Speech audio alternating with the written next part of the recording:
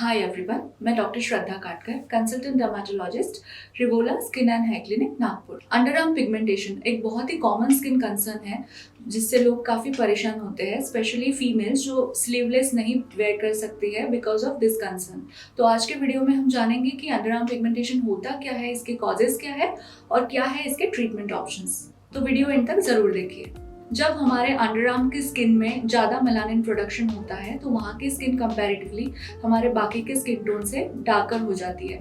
इसे ही बोलते हैं अंडरआर्म पिगमेंटेशन। इसके बहुत से कॉजेस होते हैं जिसमें सबसे पहले आता है फ्रिक्शन इन योर अंडरआर्म्स।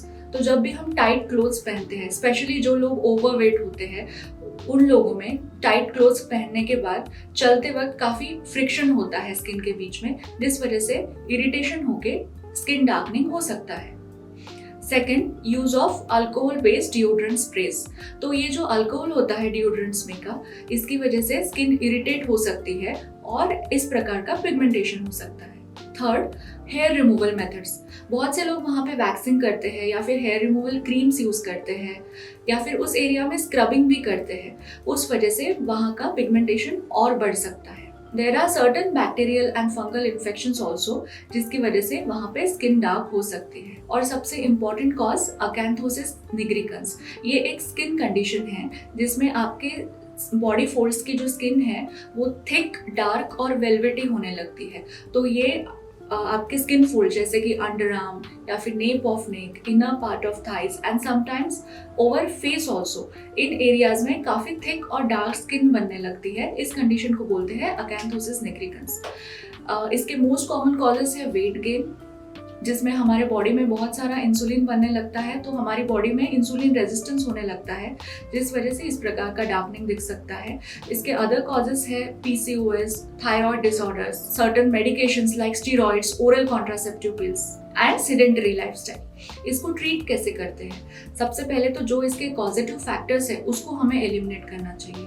इसका मतलब you should work on improving your lifestyle. अगर आप प्रॉपर वेट रिडक्शन करते हैं, अपने आप को एक्टिव रखते हैं, अपने डाइटरी मॉडिफिकेशंस करते हैं, तो ये पिगमेंटेशन अपने आप धीरे धीरे कम होने लगता है। साथ ही साथ आपने यूज करने चाहिए लूज फिटिंग क्लोथ्स। अपने अंडर आर्म्स पे instead of using harsh deodorants you can go for gentle roll ons. और अपने हेयर रिमूवल के लिए आप इंस्टेड ऑफ वैक्सिंग आप ट्रिमर यूज कर सकते हैं या फिर लेजर हेयर रिडक्शन की भी सेशंस ले सकते हैं, जिससे वहाँ का आपका इरिटेशन कम हो। अगर आपको अकैंथोसिस निग्रिकन्स है तो आपको अपने डर्मेटोलॉजिस्ट को ज़रूर कंसल्ट करना चाहिए, बिकॉज वो प्रॉपर एग्जामिन करके आपको कुछ ब्लड इन्वेस्टिगेशंस देंगे, जैसे कि serum insulin level, blood glucose level, thyroid levels.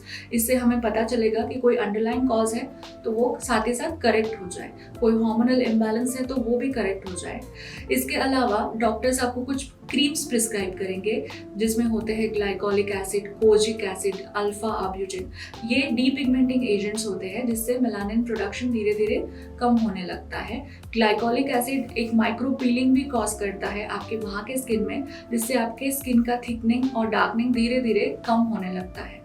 इसके अलावा the most common dermatological procedures जो हम इस कंडीशन में कर सकते हैं उसे बोलते हैं केमिकल पीलिंग, जिसमें बेस्ट पील है TCA पील। ये TCA सॉल्यूशन हम आपके अंडरआर्म्स के एरिया पे अप्लाई करते हैं, उसको कुछ टाइम ऑब्जर्वेशन में रखते हैं। जैसे ही उस पर जेंटल फ्रॉस्ट होता है उसमें हम मॉइस्चराइजर अप्लाई करते हैं। 3 to 4 डेज बाद वहाँ की स्किन आपकी जेंटली एक्सफोलिएट होने लगेगी।